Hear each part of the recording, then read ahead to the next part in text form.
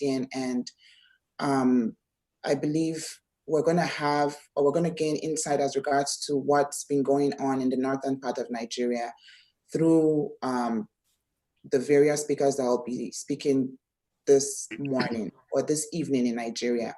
Now we have only the panelists on video. However, we're streaming on Facebook and other platforms, but we'll only have our panelists speak. Now the observers are also free to contribute, make suggestions or ask questions as we go. You can just signify by raising your hand or sending a text in the chat box, and then we'll have our moderator have you in. But are you ready? Yes, can you hear me? Yes, we can. Okay. So you can take it from there then. Okay, hold on one second.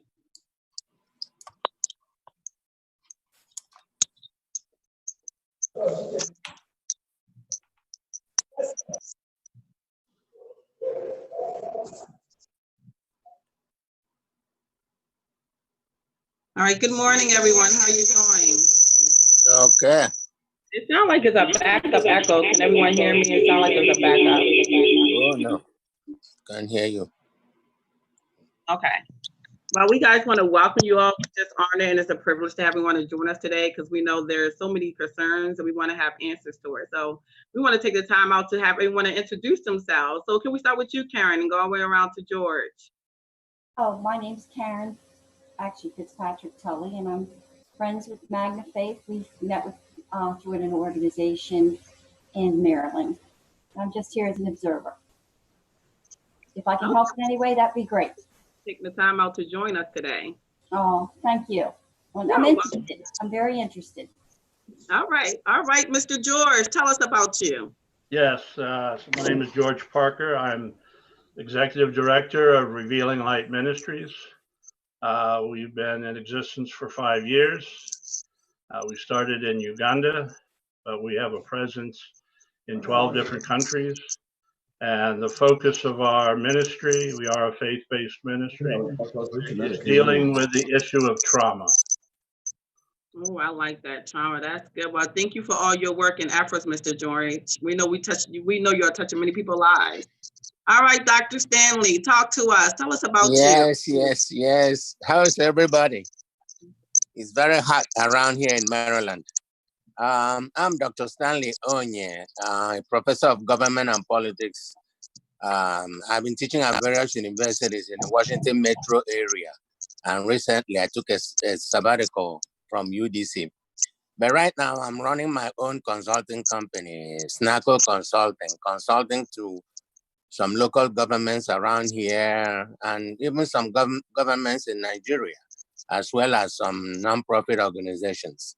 And I'm loving it because it really exposes me to so many things. I am a community leader in Maryland and Washington metro area. And during the last election, I contested for Maryland House of Delegates. Well, I'm going to do it again, however. But right now, the critical thing is trying to find out what is going on in Nigeria and how can we help to resolve the issue. So all right, well, thank you so much, Jonathan. Thank you, Dr. Stanley. Thank you for allowing us to hear all your hard work. So, Mr. Jonathan, how are you today? Tell us about yourself.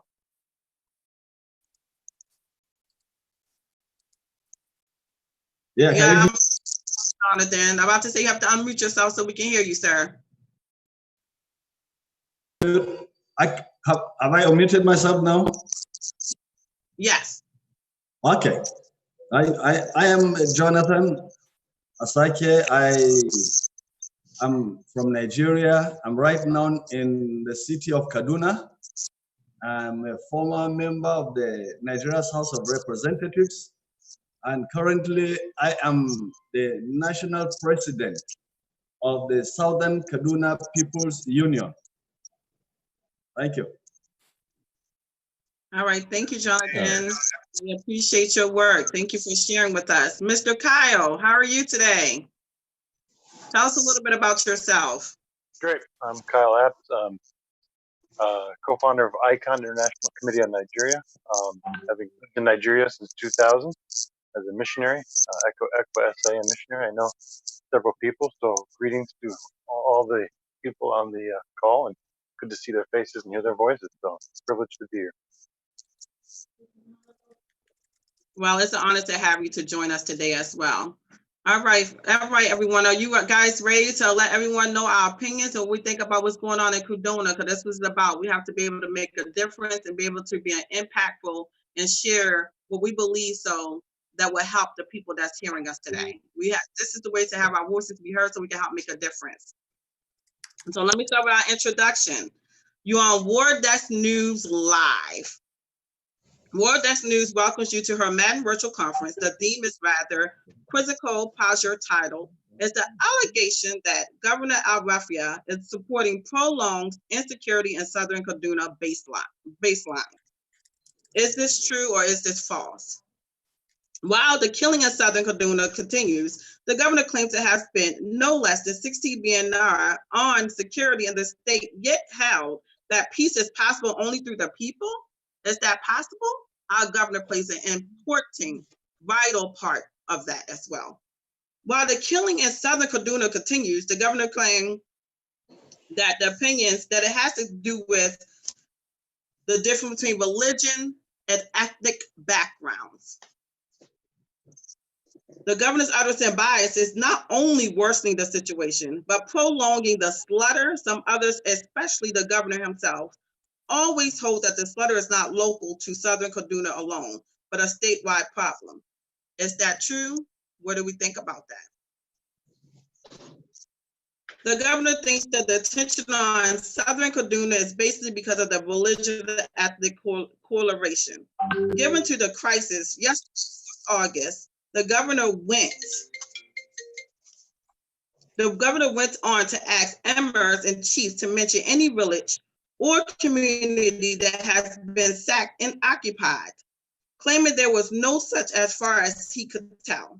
Contrary opinions are insisting the traditional institution under the governor has been terrorized into sheepish submission, especially after the killing of the Agwan Adar Raphael Mawada Galimia, who many believe has the governor's marks, given that his chiefdom was abolished.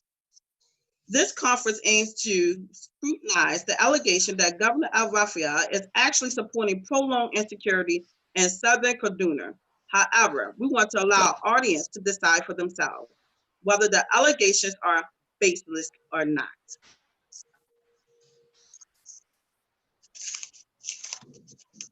I'm going to take the time to introduce our first panelist and keynote speaker.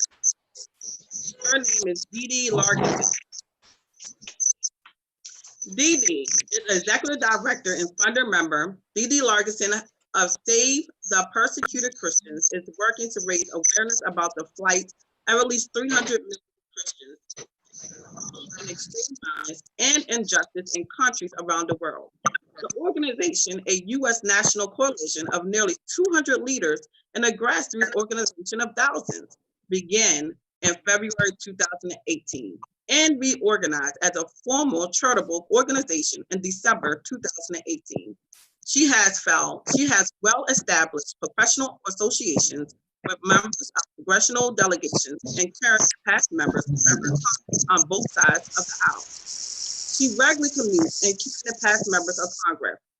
She commutes to Washington, D.C. to visit with members of the U.S. Congress and key players in administration, including White House officials, appointees, and staff of the U.S. State Department and other government agencies and commissions. She is well networked with elected officials in local, state, and national offices. Great work, Dee. A Colorado native who has traveled the state extensively, studied broadcast at the University of Colorado at Boulder. She has owned and managed Wine Holger Media, a public relations, communications, and political consulting company for 18 years. She is married for 27 years to Wayne Largison, editorial page editor of the Gazette in Colorado Springs. Together, they have 6 boys, 1 millennial, and 5 Generation Z. Dee serves as the art and environment coordinator for her Catholic church in Monument. All right, Dee Dee, tell us a little bit about yourself. Talk to us about what you feel as though that's going on in Kaduna.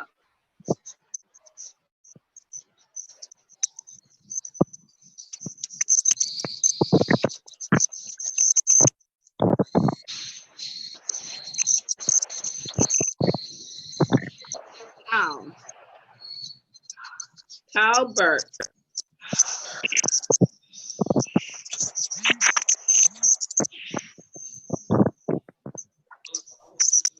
Talbert.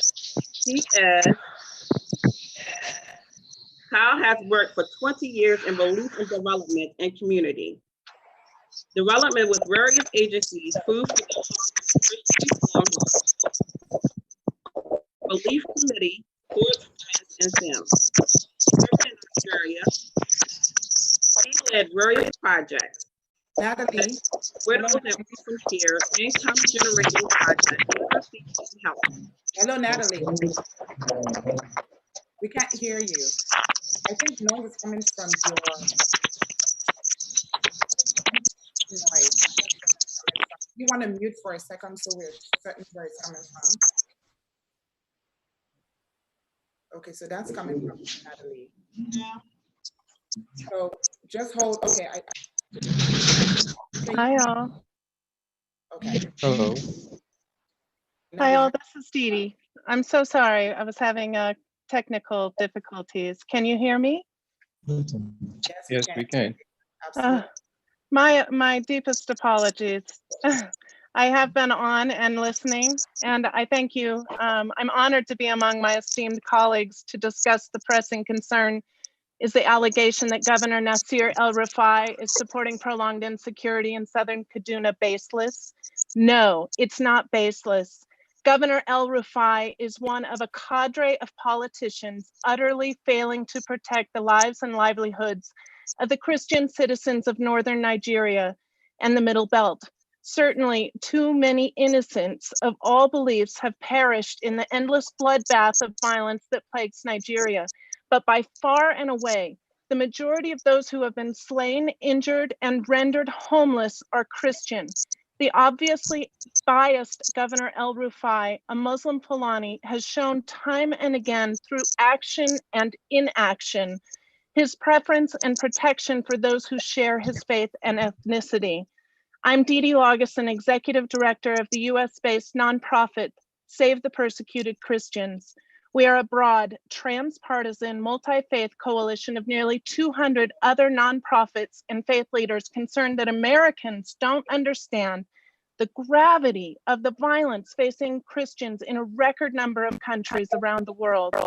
Our coalition, working together since 2018, has mobilized thousands of Americans to action on behalf of those who are harmed for being Christian.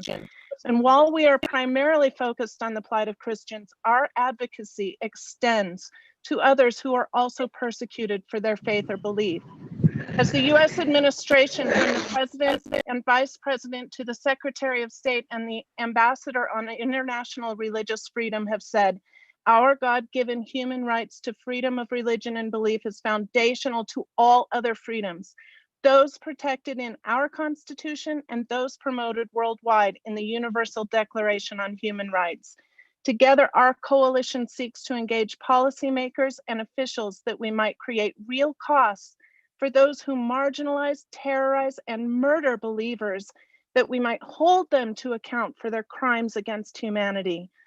I am not a politician, appointed official, or foreign policy expert, but as a college-educated American wife and mother, I am among the world's most influential and impactful demographic groups.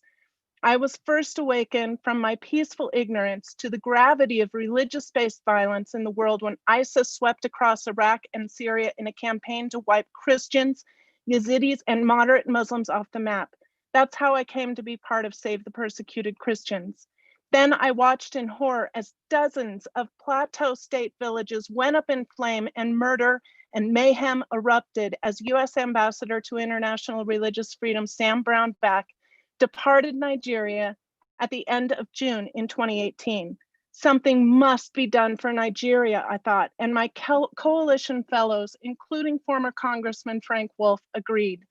It was then that we set about seeking the presidential appointment of a U.S. Special Envoy to Nigeria.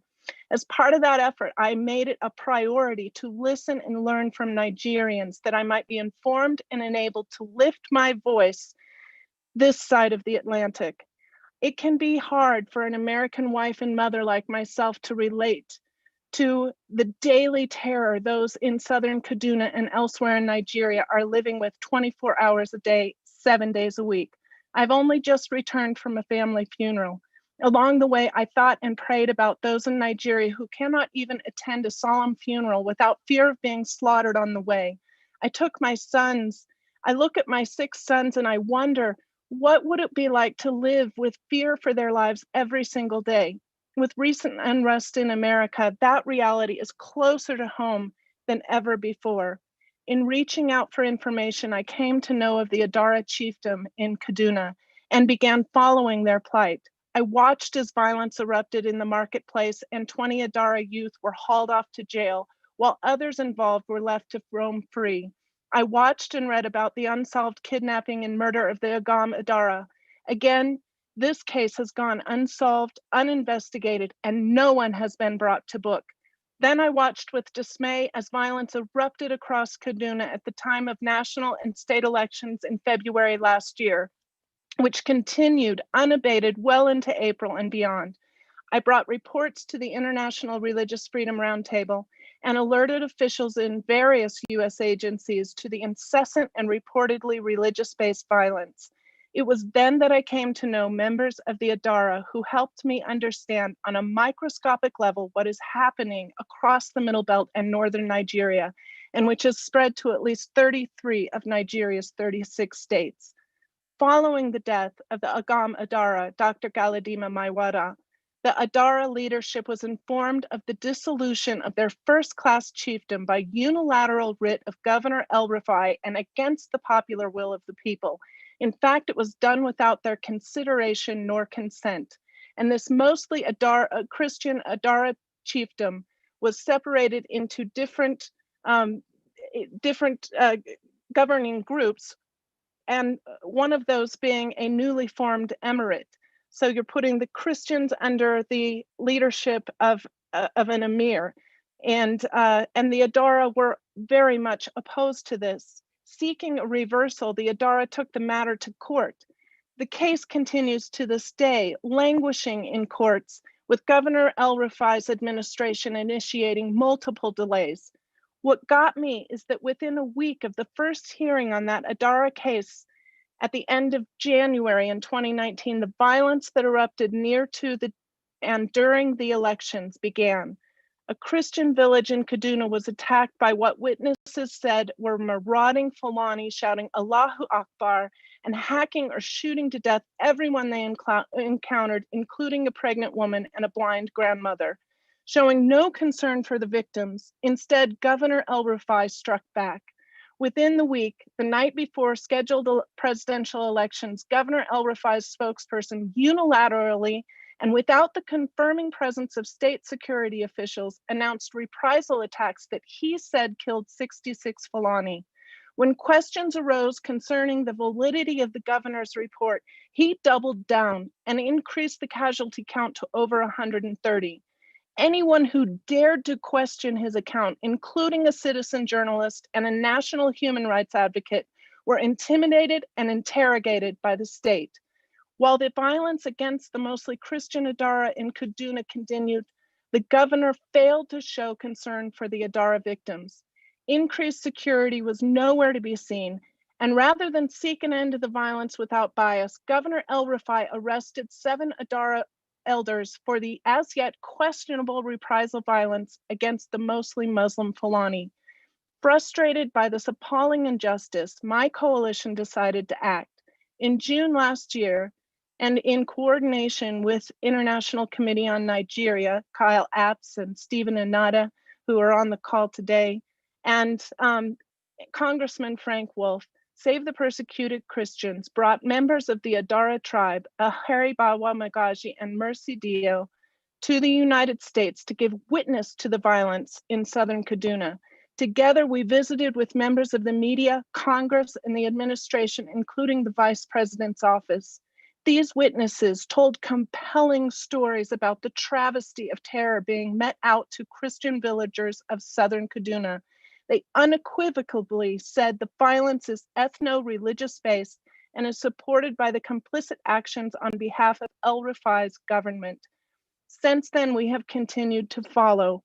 We have reported on this. We have written a report to the UN Special Rapporteur on freedom of religion and belief, and we continue to press for a US Special Envoy to Nigeria, and we continue to put Governor El-Rufai under the microscope. The violence this year has topped what we had last year, and last year was really, really bad. It's been bad for at least 5 years. And Governor El-Rufai has, instead of putting a stop to this, increasing security, bringing people to book, investigating the violence, instead he continues to parrot a farmer herder narrative and to dismiss any religious basis to the violence that is happening. We believe that a top-down, bottom-up genocide of Christians is happening in Nigeria, and we are looking at Governor El-Rufai as one of the top players in that travesty. Thank you so much for listening to me today. I'm very excited to hear the reports from the other people on the line today. Thank you to all the panelists and to the moderators. Thank you, Magna.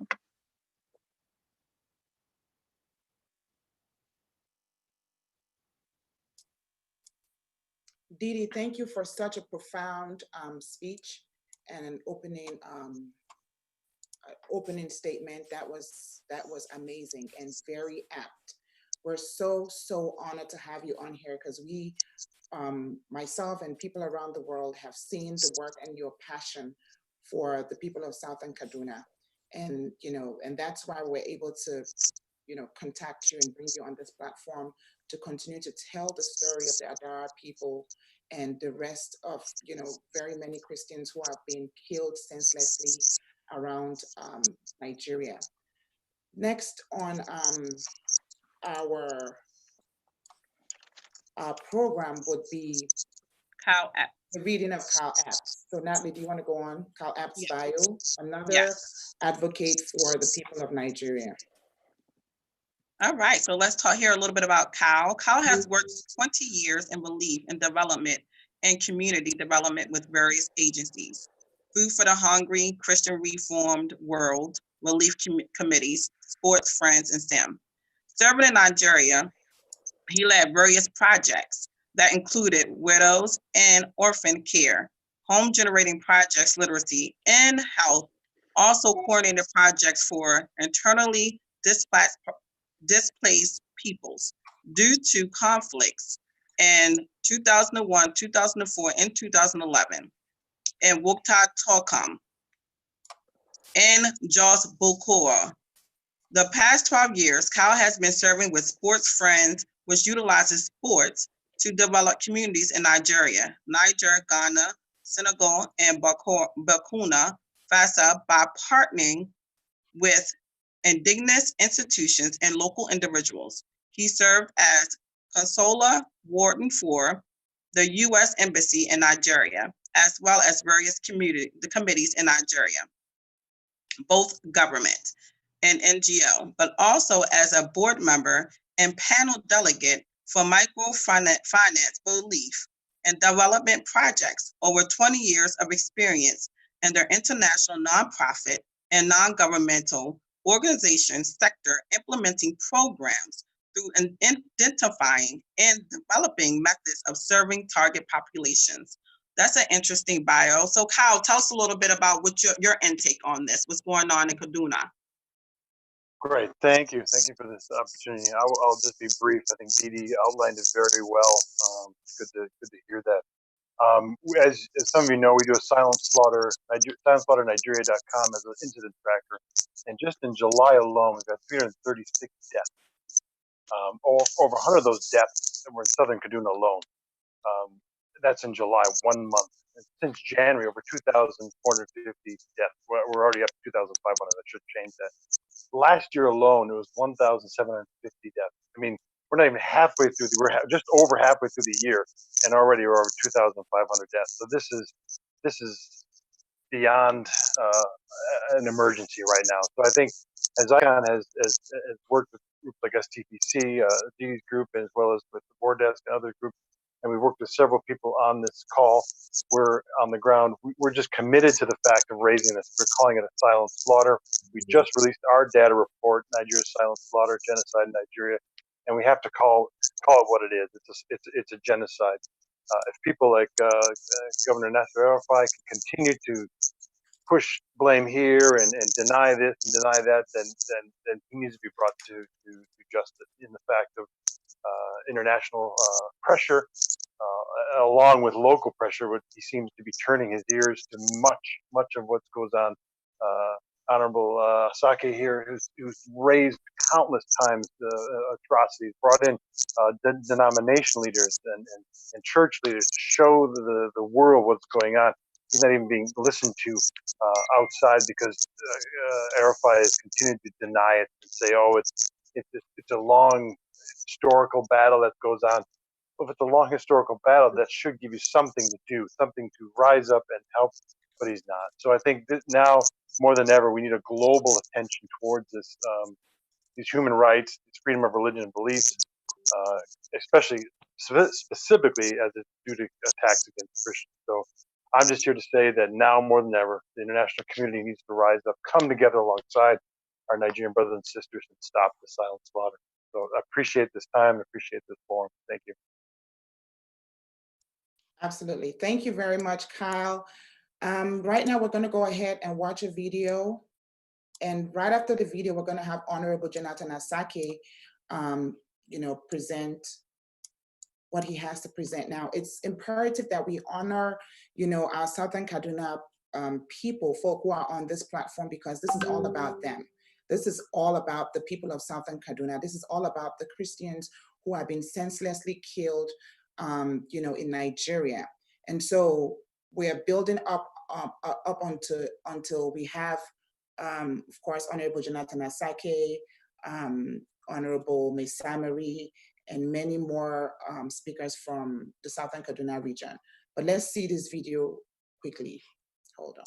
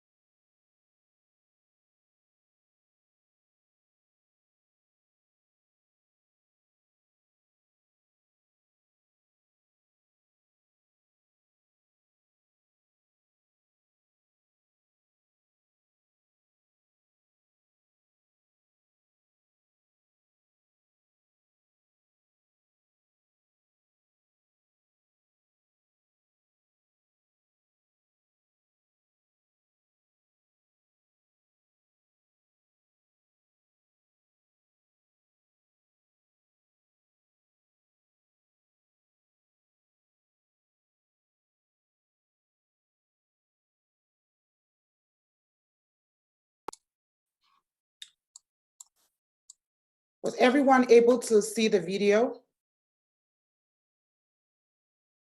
Yes, Magna, I was able to see it. Yes. Okay, okay, great. Ridiculous. Great.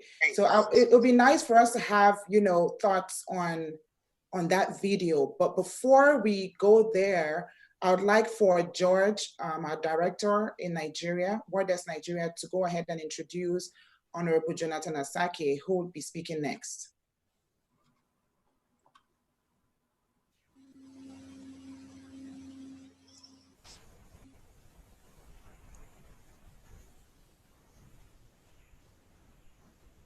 Good evening. Yes, good evening. Good afternoon from us. Okay, that's fine, sir. May I take this opportunity to introduce Honorable Jonathan Asake, who is presently the president of Southern Kaduna People's Union. He was a one-time chairperson for Zangun Kataf local government area, and was also a one-time federal representative for Zangun Kataf Jaba federal constituency. Mr. Jonathan Asake, please. I present him to you. I think he's the next person to take the stage. Thank you.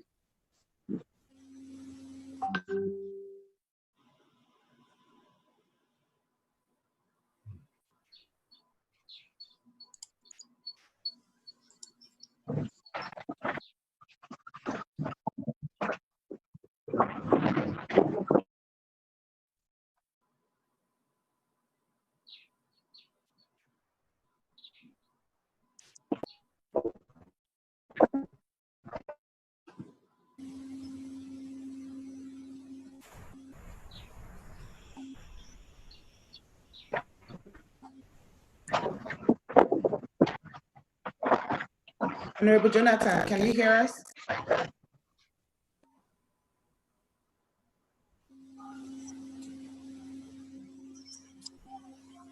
Honorable Jonathan, can you hear us?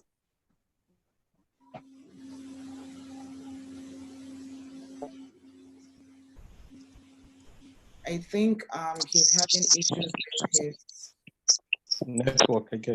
his network, I guess. So we'll just move on to the next speaker. We'll move on to the next speaker, which would be Professor Stanley Onye, Dr. Stanley Onye. Dr. Stanley Onye, would you take the stage, please? All right. Good afternoon.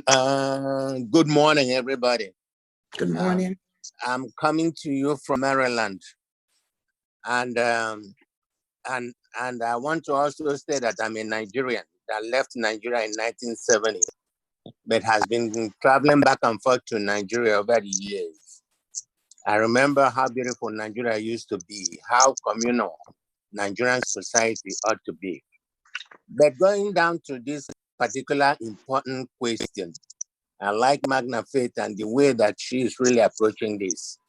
It's good to look at the governor, the person, at the center of the issue. And I'm coming to you not from eyewitness, at least the video has given us an understanding, but I'm coming to you from an educational point of view. I'm a professor by profession. I've been teaching for almost 30 years, teaching government and politics. And I am also a consultant and somebody that has run for public office in Maryland. I'm also a community leader.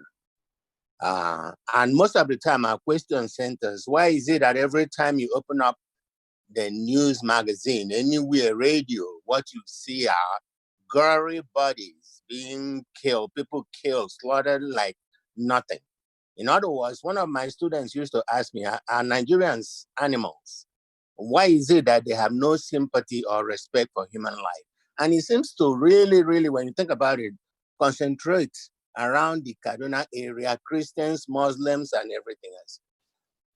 I went back to research about El-Rufai, only to find out that there are certain understanding of the man that probably will adequately answer the question that we are trying to address. First of all, he makes a statement that people should stop manipulating religion for political interest. He also made a statement that in every society, the elites are the ones that ought to sit down and set the tone for the structure of that society. He also went down to state, if you educate your population, you will get a demographic dividend. Furthermore, I found out that he stated, when you do nothing and allow problems to escalate, you are not a leader, you are a joke. Furthermore, he went on to say, whenever you see an insurgency, there is reason for it. Now, that is a very, very telling understanding if you want to understand the man. El-Rufai of this problem, and part of the reason why he is part of this problem, shared himself with the elites of Nigeria. And in essence, I will not be remiss if I say that he's carrying out the mandates or the thinkings of Mr. President, whom he to replace. And because he intends to replace him, he will do everything to please what the president wants him to do. One of the problems that I find is that he is not seeing this as a religious problem. He is seeing it as activities of bandits.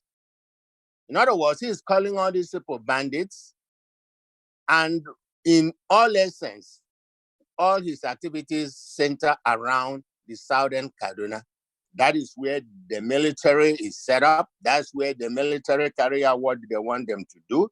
That is where the bandits operate, according to the way he says it.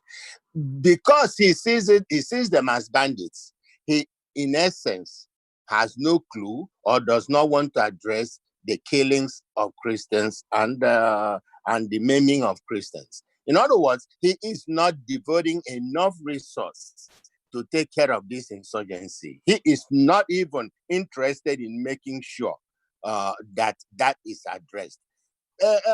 You go down, he has been able to carve out his constituency. I'm sorry to digress a little bit by saying that the same behavior that the leaders carry out, in the sense that when they identify their society, they tend to protect that society at the expense of the rest of the place.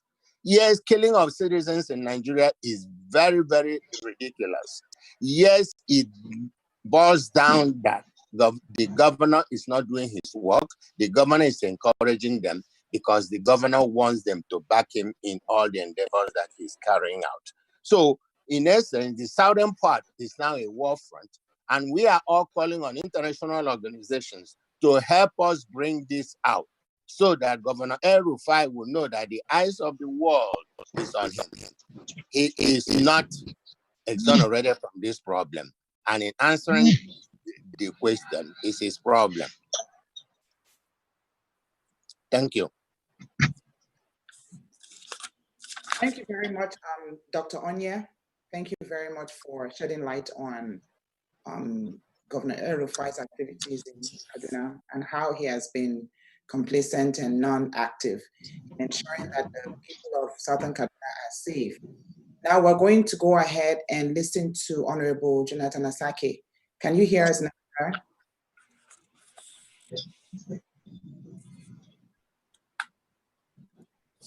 Can you hear? Yeah, we can hear you now.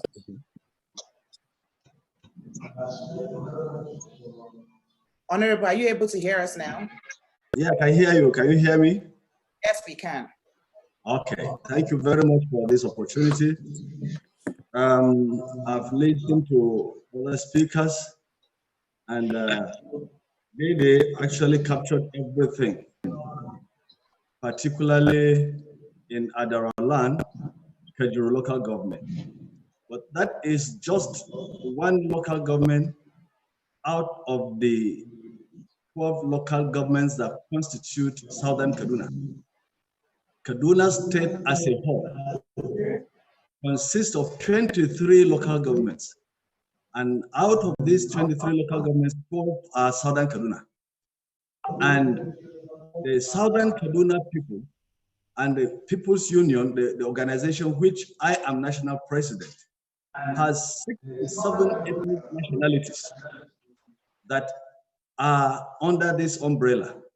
And the story that is captured by Dede replicates in all the rest of the 11 local governments of Southern Kaduna, where invaders, Fulani herdsmen invaders, go to various communities, mostly at night or in the early morning hours, when members of the community are still in bed, and they will fire their gun. Women will come out and the men pulling their children along as they are trying to escape from danger. The invaders will be gunning them down, hacking them with machetes, and that is why anyone that has seen the picture of any particular invasion, you will see how gory the pictures are. The organization, and when these villagers are running, they can make distress calls, and nothing will happen. Nobody will come to their rescue. And at the wake of the day, that is when you see dead bodies littered everywhere in the community. And when the youth of the area, of the community, go after the invaders, that is when the security come in and will arrest the youth of the community and the victim therefore becomes the aggressor, while the aggressors will still look around the bushes and the hills waiting for the next invasion in the next community. And when these invasions take place, they normally displace the survivors out of the communities into neighboring communities. And those displaced people that go into neighboring communities will squat in neighboring communities. But there's no assurance that they will not be attacked again. They can only wait for a time to be further invaded and displaced into neighboring communities or into camps. But one thing, the government under El-Rufai does not even allow the formation of an IDP camp. So the survivors of these attacks can only look around with families who don't even have food to eat. And those that remain in camps, maybe in uncompleted buildings, will have all the humanitarian crises that we can think about, unthinkable. And by his own politics, by his own actions or inactions, everything suggests that he does not only prolong insecurity, but he supports it, he abets that is the insecurity in Kaduna State. And in southern Kaduna, the genocide that is going on in southern Kaduna. In fact, my own organization, the Southern Kaduna People's Union, we have been able to go to almost all these communities that are attacked. Each time the community is attacked, like I said earlier, normally in the early hours of the morning, in the night, distress calls will come. You are given a distress call, oh, we're under attack. You will hear children crying, women crying, running. Nothing you can do. There's nowhere you can call for help because the authorities in the state are not going to respond to that distress call. And so you find out that the next time, the only thing that the governor knows how to do is that whenever there is an attack, instead of going after the attackers, instead of making the security to go after the attackers who always look around the vicinity of the attack, he will rather impose a curfew. Right now, Nagokata local government and Jama local government, Kaur local government, Tora local government have been under 24 hours where the indigenous of the area cannot go to farm. They cannot go to look for food, and nobody takes food to them. So they are suffering hunger right now. And he doesn't give a damn about it. And what more, when the rest of the world, the media is reporting the atrocities, bring in some narrative, calling it communal clash. Now, we have argued if it is of a herders and farmers clash, and I have argued this, 95% of the victims of these attacks are always women and children and the old people, and of course, physically challenged people cannot run. And so the question is, these people that are killed normally are killed in their beds, not in their farms. And the people that come to kill them come with AK-47, come with machetes and other deadly weapons, and kill their victims in their homes, and they burn their corpses beyond recognition. And so, if anybody calls it a farmers herders clash, it is not true, because those that come to kill are never coming with cattle, and those that they kill are mainly women and children, the most vulnerable of the communities. And so they are not killed in their farms, they are killed in their sleep. And if anybody calls it communal clash, or like the federal government, they prefer to call it that it is a group of youth and of Fulanis and the natives that are always fighting. But again, that is not true. because those that are killed, there are 3-month-old babies, there are 3-year-old babies, and there are women. Are those members of a gang? They can never, a 3-month-old baby can never be a member. And so all these narratives are just a ploy to mislead the world from the genocide that is taking place in southern Kaduna under the watch of Governor Nasiru El-Rufai, whose utterances always have suggested that he knows exactly what is going on. For instance, in the date of rescheduled gubernatorial election of 2019, he took the job over the job of the security agencies and took over and announced that 66 Fulani people were killed. And he later reviewed the number to 130. That immediately triggered a killing, the massacre of the Adara natives of that area in their large numbers.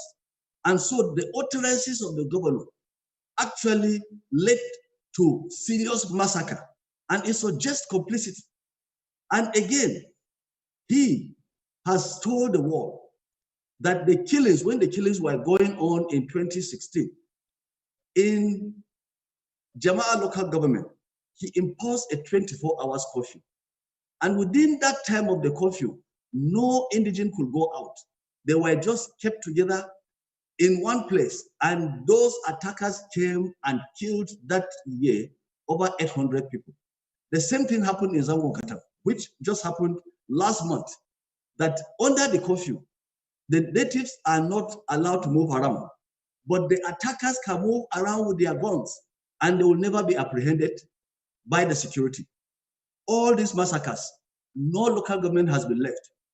Or in Chikun local government, which is neighboring Kaduna, over 16 communities have been attacked. On the 6th of January this year, while communities were being attacked, 58 people were abducted into the bush. In fact, many of them were killed. Some were rescued, and some were rescued back to their communities. But they are staying only to be further attacked because there is no protection for them. The same thing with Kajuru local government. Several communities have been attacked.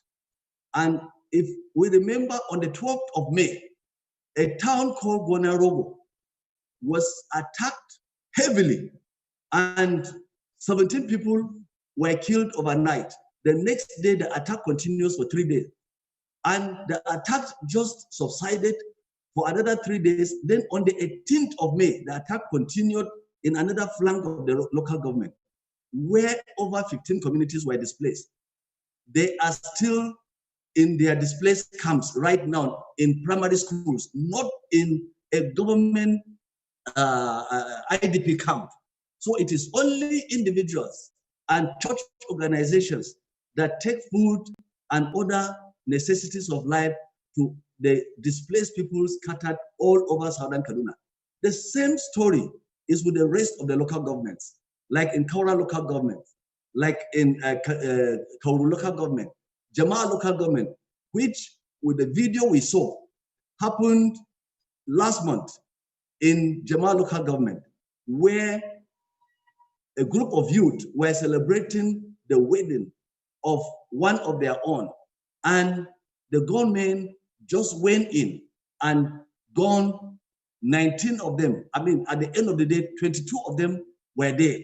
And today, most of them, around 20 of them, are still receiving treatment in various hospitals with gunshots.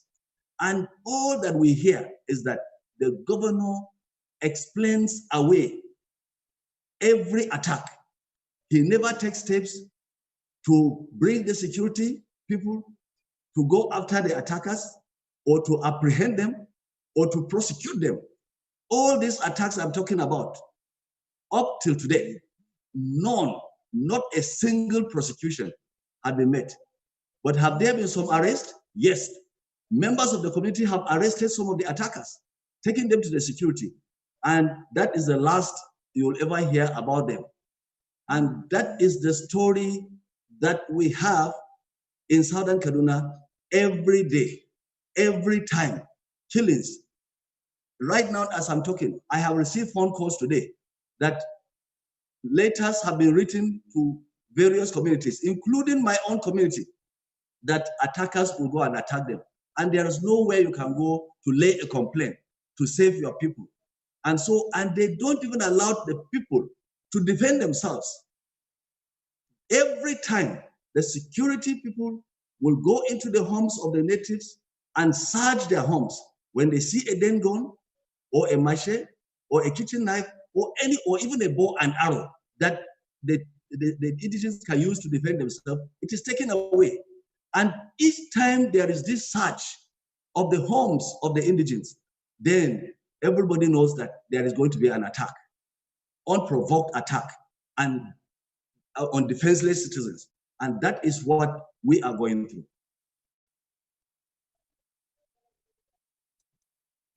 Thank you very much, Honorable. Thank you for exposing the atrocities, the evil that has become the government and administration of Governor El-Rufai. Sometimes in life we tend to want to be politically correct. And so we try to minimize and tone down our lingua or, our speeches as it pertains to address, issues like this.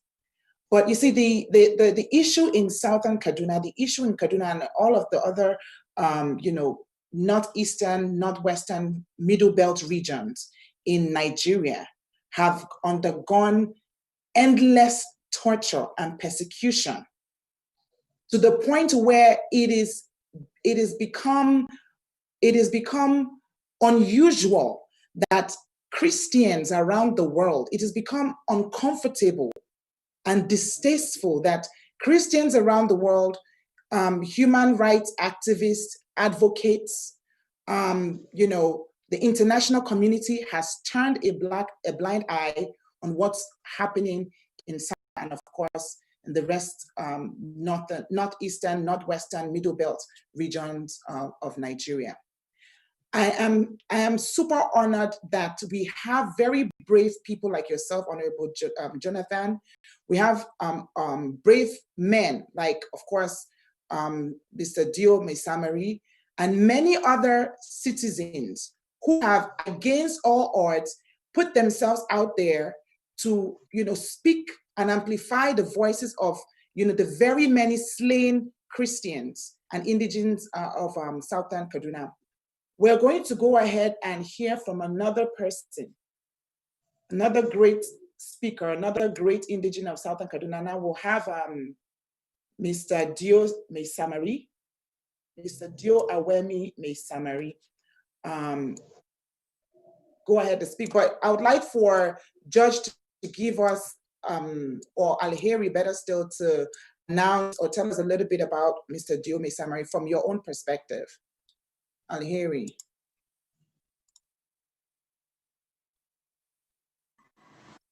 Hello, everybody. To talk about Elder Dio, will take this whole section. He has been a source of hope for Adara and Southern Kaduna at large, because he's been through a lot, and any other person would have just thrown in the towel and said, look, I'm tired, I'm not the only Southern Kaduna person. He has been to prison, he has been blackmailed, threatened, his family has been kidnapped from their own home. I mean, he has lived and seen everything there is to see in this whole crisis, and he's still being tagged a bad person. We're told of meetings that people up there will have, and he will specifically be named as the troublemakers in Southern Kaduna. And that's one thing that is really, really saddening with everything that is happening. How the victims in crying out always become the terrors in quotes. And I think Elder Mesamari has done great, and even doing better now as the Vice President of SOCAPU. They're doing a lot. Him and Honorable Asake are just great. Like, without them standing firm and talking for the Southern Kaduna people, things would have been worse than they are. Imagine the lie is being told now. Imagine if Sokapu wasn't there to be steadfast in what the truth is and not the narrative that is trying to be thrown around. So he has been personally to me, and I know to a lot of people in Southern Kaduna, Elder Ms. Samari is an asset to all of them. Thank you very much, Alheri. So I would have Elder Ms. Samari go ahead to present his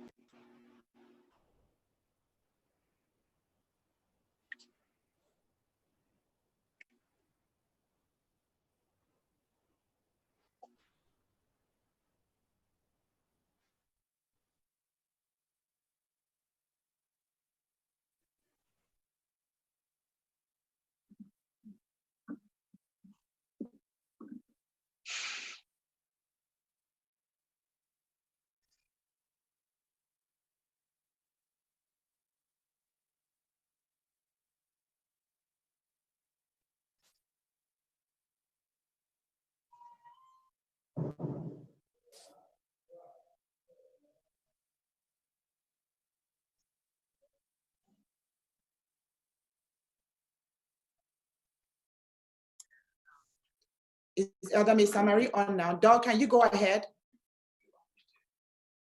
Hello? Doug, can you go ahead and make and do your presentation? Okay. Hello, everybody. I'm Doug Burton. I'm reporting from Greenbelt, Maryland. Can you hear my voice okay? Okay. Have I been introduced, Magna Faith? Yes, you have been introduced and we're waiting on you. Okay. Well, thank you, everyone. I'm really honored to be part of this presentation, and I am also humbled because I'm not really an expert on Nigeria like those of you who are natives and who have been undergoing this trail, for many years. I'm privileged to be a reporter. My background is in opinion journalism at the Washington Times, and in the last few years, I've been an independent writer on Nigeria. What I would like to talk about is media aspects of the crisis, okay? Here's my take. All accounts, Nigeria has a crisis of governance and a crisis of violence and a humanitarian crisis, as the Honorable Jonathan Hasaki and Didi Laugason have well informed us. I'd like to focus my remarks on media establishment, that is, the institutions that tell Nigeria's self-understanding and its story to the whole world, because in many ways, there is a very close parallel between the crisis in Nigeria and in our political crisis in the United States. So in this respect, there's a similarity between these two countries, which I think is obvious, yet it's rarely remarked by Nigerians themselves. Now, just for the moment, consider the parallels between the United States and Nigeria. Both are superpowers in their own ways. Nigeria is the most populous nation in Africa. It has a diaspora of about 1 million people in the United States, according to Mike. And it has the potential and resources to be one of the great powers in the world. Of Nigeria, a nation of 205 million people, currently on the dashboard of news organizations around the world due to yesterday's catastrophic explosion. Now, Lebanon has a population of only 4 million, and it has about 500,000 diasporas in the United States. But yesterday's explosion is now called, probably rightly, Hiroshima. It was horrific. It killed more than 100 people, injured more than 4,000. The damage to the port and the city portends a food crisis and international emergency situation that will indeed get substantial news coverage for months, even during this election period in the United States. But by contrast, Nigeria has had a genocidal civil war for more than 10 years. And in terms of loss of life, as Kyle has pointed out, it's the equivalent of 100 Barushimas. It has been horrific too, and yet not reported as such by prestige media in the United States. According to the just released statistical summary, Silent Slaughter, produced by International Committee on Nigeria, the loss of life caused by two related Islamic insurgencies during the last 20 years has brought 62,000 innocent deaths. These are deaths, preventable deaths of innocent people. The majority of the victims, as Jonathan Saki has pointed out, are Christian farmers, but thousands of Muslim Nigerians as well. Just in the last 7 months, as pointed out by Kyle, more than 1,700 people have been hacked to death by Fulani militias. That's 17 Barushimas. Now, how often during the last year have we heard about this crisis? Have we heard news about it happening in Nigeria? Okay, not that much. And so I'd like to deal with why that is and what we can do about it. Okay. Both superpowers, they have a political class, which includes wealthy owners of TV stations and newspapers. Just as in the United States, Nigeria's political class controls the academia, trade, and media, regardless of which party is in power. The Nigerians are very extremely savvy about media and modern communications, and that includes Governor El-Rufai. The government has bribed and pressured Nigeria's main media houses to collaborate in projecting a false narrative about the insurrection in the northeast part of the country and where it is most severe, the middle belt, especially in Kaduna. Even the path-breaking Sahara reporters founded by Mr. Sawore, Omowele Sawore, it itself has been compromised by the government when Mr. Sawore became controlled by the current president 5 years ago. The ongoing atrocities don't get reported at all, or they get underreported. Nigerians in the war zones of Kaduna and Plateau State have told me that after massacres of more than a dozen people in remote villages, as Jonathan Asaki mentioned, village leaders often have to bribe reporters to do stories about the atrocities. The ethnic cleansing of states is so widespread and common that even though it's horrific, it is hardly news. The deaths are not caused by mushroom orange smoke like in Beirut yesterday, but the grisly deaths are in remote rural areas that are professional reporting tribes, Lagos and Abuja. It is expensive and dangerous for reporters to visit the scenes of village massacres. The police, military, and governing authorities are well aware of it. Governor Rufai is well aware of it, and he has compromised the media in Kaduna. They allow jihadist militias to ravage farming villages every month to operate with impunity. The authorities know that Western media won't hear about it, and if they do, they will seek trustworthy authorities such as the United States Embassy to explain it to them. This is where the false narrative comes in. Most of the professional media, those with academic credentials, and the U.S. Embassy itself are saying that this conflict is a conflict of farmers versus herders. Of course, as the Honorable Jonathan Asaki pointed out, this is a canard. It is obviously not true to the Nigerians themselves, and yet it is promoted and it is established by the U.S. Ambassador, Mary Beth Leonard herself, who last year told a gathering of NGO staffers in Washington that the United States is good at, and I quote, at managing range wars. That's her view of it. it sums up how Ambassador Leonard sees the cause of 19,000 deaths of people in the Middle Belt by Fulani jihadists. According to hundreds of eyewitness reports, the killers attack in well-organized units of 200 or more men carrying sophisticated assault rifles and wearing military fatigue uniforms. Although I have never been to Nigeria, I work closely with reporters on the ground in Kaduna and in Plateau State. And my on-the-ground reporters are the sources for the stories I've done in many journals. Governor El-Rufai is among the most adept at giving a Orwellian explanation of what is at work in Kaduna and in other states. He says it's a conflict, it's a communal conflict, or it's conflict between herders, and it's a conflict. As Jonathan has said, nothing could be further from the truth. It is obviously not a balanced conflict between warring parties with equal power and arms. It's exactly the opposite of that. The same kind of false narrative is being presented in the United States at this very moment, and it has been for years. The U.S.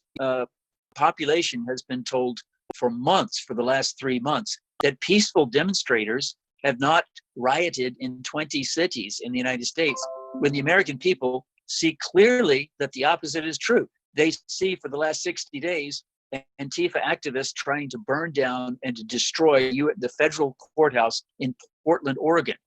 We can see that the difference, because the citizen journalists and right-wing or conservative news media are showing us the reality of the violence in the United States. So as a result, the American people no longer trust their prestige media. There was a media institution report just released 2 days ago, and it was reported by the Associated Press that more than 50% of the American people do not trust their media. This is a good development. For finally, the Americans realize that their truth tellers are not valid. They have no credibility. The same has not been demonstrated in Nigeria. So we're dealing with a false narrative that is being promulgated by Nigerian media itself. Let me explain what I'm talking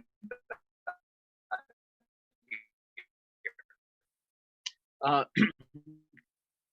The cautionary language in Nigeria is like this.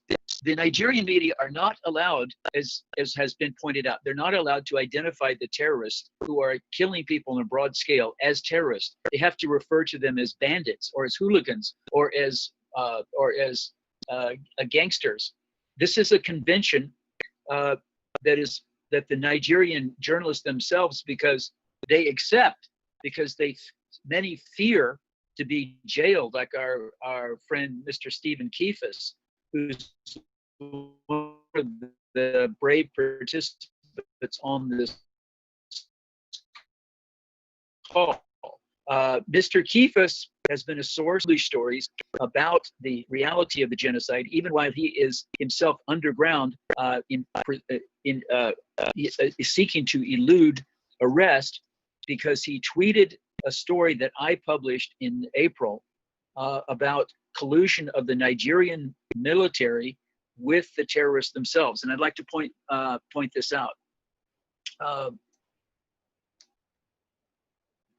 In middle of April, we did a story about an attack in southern Kaduna in, let's see, what is I've given this story to Magna, but I don't think we have the slide on it. There was an attack in Angwan Magaji. The 200 militia Fulani terrorists attacked Angwan Magaji, killed several people, but one of the Fulani attackers was killed by a vigilante on his way out of the village. His cell phone found on his body had 28 numbers on it, which we purchased. 3 of these numbers were numbers to Nigerian police and army.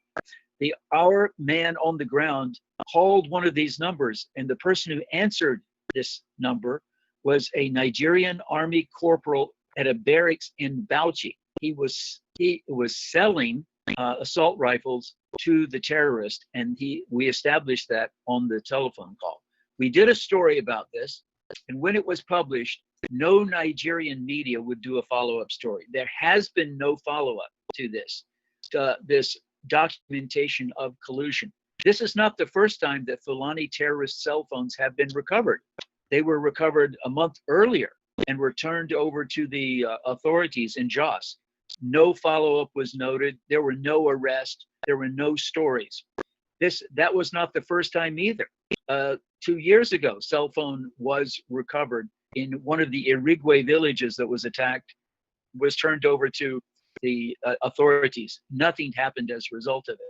So the collaboration between the police and the army is obvious, but the story is not getting out. So Mr. Kifa simply tweeted the story that we published on Zanger News, I think on April 23rd. And as a result of that tweet, which went viral, the Nigerian military or police began to seek his whereabouts to arrest him. That's why he went underground. Now, I would like to point this out. There has to be a way for us to get out of this morass. In the United States, there is a citizen awakening, and there is a citizen awakening in many states of the European Union. And it's been evident from 2015 with the Brexit movement and with citizens awakenings in Germany, in the United States. And we need a citizen awakening in, speaking from the point of view of an outside observer like myself, I would recommend that there are 3 prescriptions for change, okay? I'm going to, I would like to talk about the prescriptions here. Number 1, solutions, sound and effective alarm to the West. The United States and the European Union can send effective support if there can be a unified call to Nigerian expatriates in the West, and this false narrative can be exposed and challenged.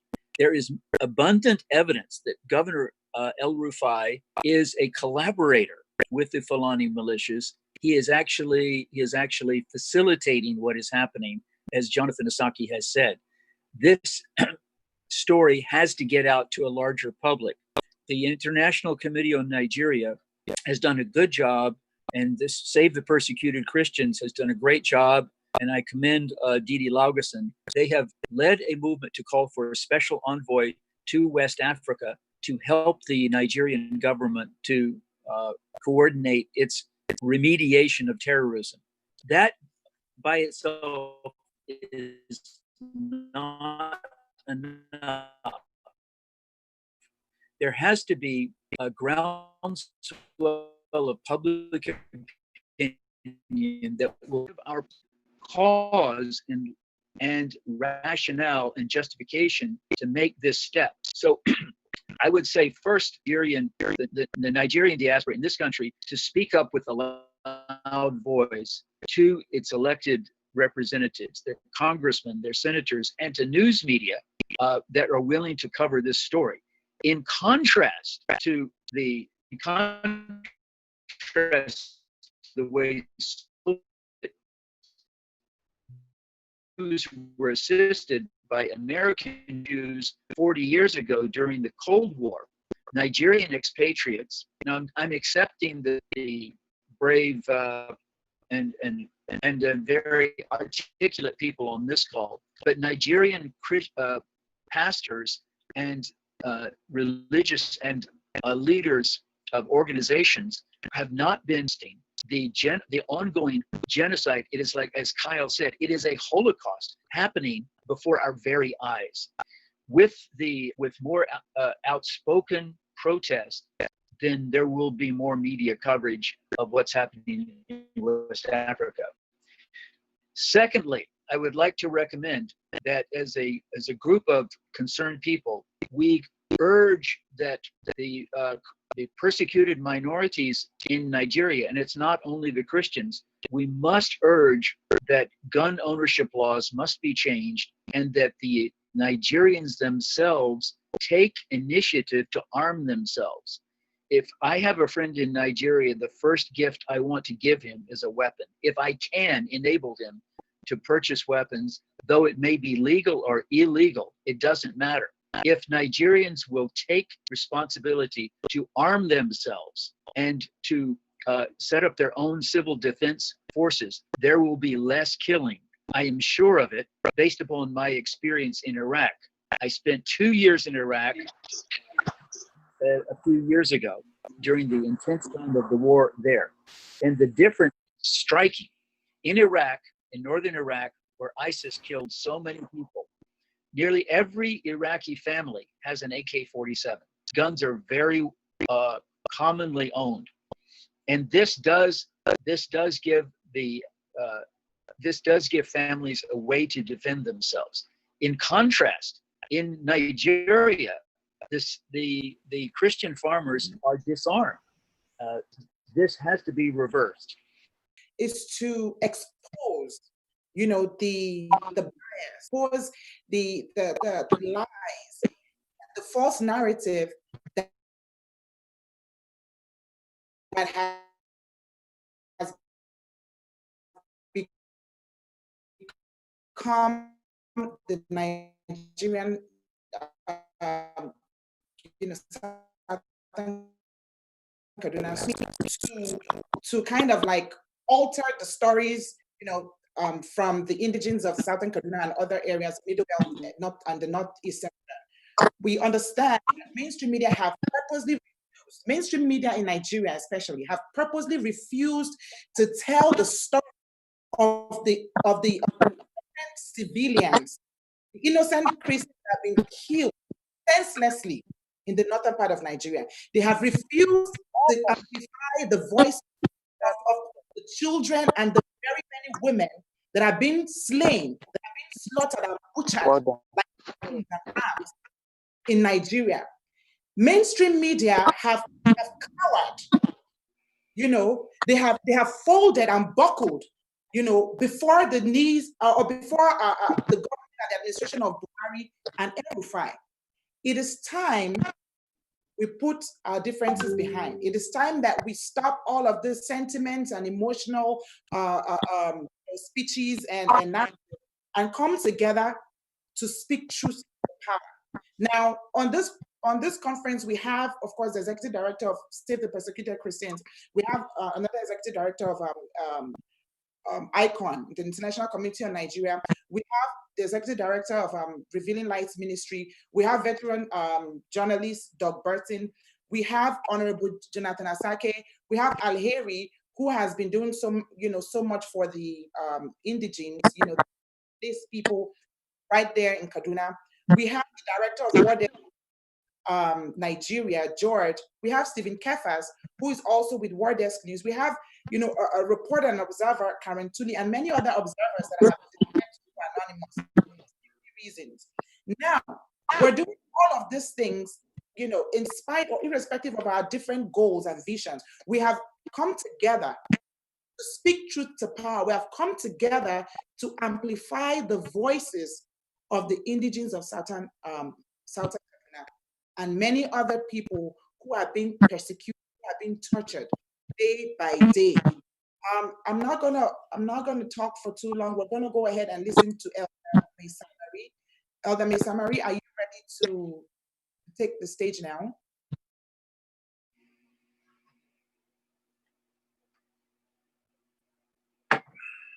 Is Elder Maisamari on? I thought I saw him a minute ago. If he's not on, then we can have Stephen Kefas. Okay. Thank you very much. Can you hear me? Yes. Good evening, everybody. My name is Stephen Kefas. A one-time political prisoner in Kaduna State. Presently, I'm an exile, internal exile, because the atmosphere is not conducive for me. Like everybody here has spoken, I want to re-echo what Mr. Doug Burton said, the media in Nigeria somehow is complicit of the atrocity going on in southern Kaduna, the Middle Belt, and in some part of the country. There's an example I want to share here. In 2017, a community was attacked in Kinkogi, in Jemaah local government, and a popular Nigerian TV station came out and said that 2 houses were burnt and 3 persons were killed. I traveled from my base in Port Harcourt. I went to that community and I counted 157 houses. And they showed me a mass grave where over 40 persons were buried. And I was like, wow, so what happened? Why is this TV station reporting a different thing? So that is the conspiracy. And the social media, that is the only tool we can use to help tell the world what is really happening here, is being muzzled. Like, people have been arrested, people have been sent to jail for using the social media. So it is a helpless situation. But I think the international community and Nigerians in the diaspora have a role to play, and the role is to create massive awareness and also draw the attention of the international community. I wrote an article some days ago. I said, if possible, sanctions should be imposed on the Nigerian government because they are not doing anything and they seem not to be ready to do anything to stop the killings. You know, there's something that is going on right now in Kaduna State where the governor is challenging people to point out communities that have been occupied. We have the list of communities that have been occupied by these mercenaries coming to kill people in Kaduna local government. We have over 20 communities that have been occupied as we speak right now. So it is a fact that there are communities. And what do you mean by communities being occupied? If the villagers cannot safely return back to their ancestral land for fear of gunmen that have taken over the land, it means those communities are under occupation. So I don't know what the governor means by asking that the public should point out communities that have been occupied. He said something that is critical here. He said that he challenged the traditional rulers to point communities that are under occupation. Unfortunately, the Adara people do not have a traditional ruler anymore. He has been assassinated, he was kidnapped and murdered. So I see that question as a rhetorical question that may not really get answers, but we have all the evidences that communities have been occupied. Then also, why I think that the government of Nigeria is either not sincere. We all understand that Nigeria has issues with network. So can every... Hello, can you hear me now? Hello? Yes, I can hear you. Okay, good. Okay, good. And also, just like me, there are many others who have either lost their sources of livelihood or are on the run for simply speaking against this killing, for simply creating awareness about this pogrom going on in southern Kaduna.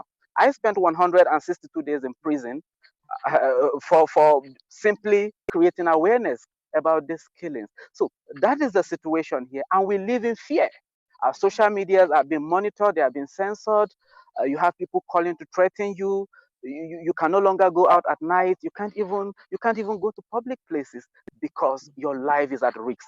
But then I said to myself, if my life will go for me to create awareness to save thousands of my people, then it is worth it.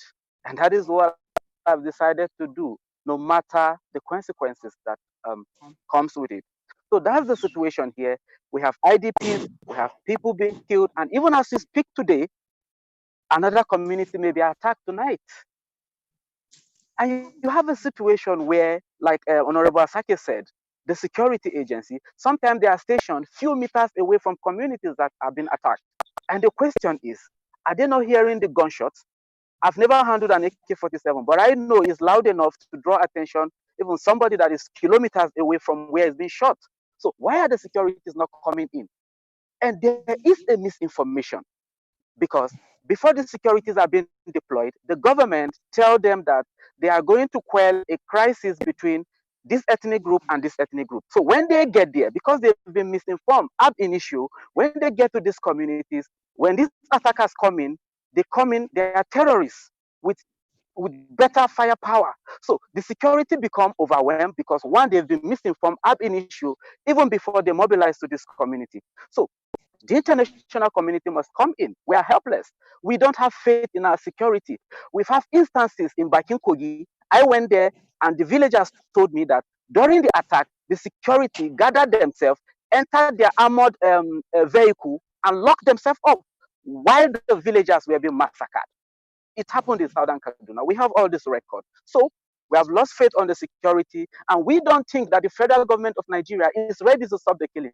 Going by the narrative they are peddling, that these killings are political killings and revenge killings. And the question is, why should the government be making excuses for killings instead of stopping the killings? The Nigerian government is now the journalists. They are now the one informing the world why the killings are going on, instead of their responsibility of stopping the killings.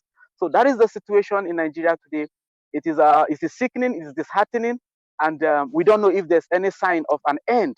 And that is why we are calling on the international community to please, because the Nigerian government listening to the international community, please, if it is to impose sanctions, certain sanctions on the government, I think that will help them to put a stop to the killing.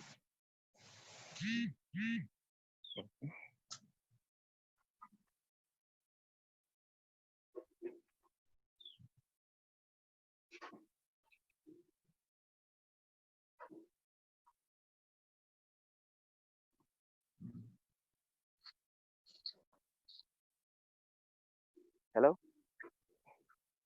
Yes. Thank you. Thank you for sharing those powerful words. I know I was looking up something on and researching. It was something on YouTube that I seen about Al-Rufai, Governor Al-Rufai, that he basically went to say that within the 6 months there have not been any crime in Southern Kaduna, and saying that he don't understand why Christian and Muslims just can't get along because they serve in the same God, and saying that he is for everyone to come together, that he did some outreach to go talk to some community leaders to try to bridge the gap. And since that he have not had any type of killings within the 6 months. Can you please fill us in on about that? Because I don't believe it to be true. So what do you have to say about that? That is not true. That is not true. What we have in Kaduna State is a government that will gather traditional rulers and take photographs, beautiful photographs. You fading out a little. I can't hear you too much. You're fading out a little. Will you repeat that? Yes.